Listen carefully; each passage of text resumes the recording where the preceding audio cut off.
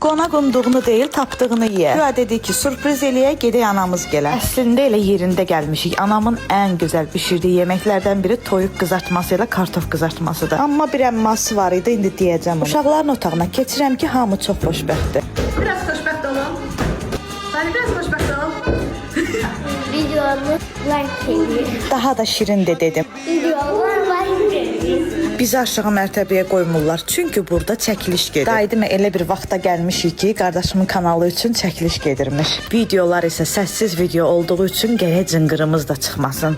İnşallah bugün bunları yemək bizə qismət olar. Bəh, video qutarsaydı bunları yeyərdik. Fransız xalqı isə burada kef edir. Biz uşaqlıqdan beləyik. Anam nə vaxt desəydi ki, sakit durun, yorğanın altında gülərdik. Ona görə də burada özümüzü güclə saxlamışıq ki, arxa plandan səsimiz gəlməsin. Nəhayət ki, çəkiliş bitdi. Oturub hamısını yedik və daha sonra yollandıq evimizə. Amma dedik ki, gələn dəfə çəkiliş olanda mütləq bizi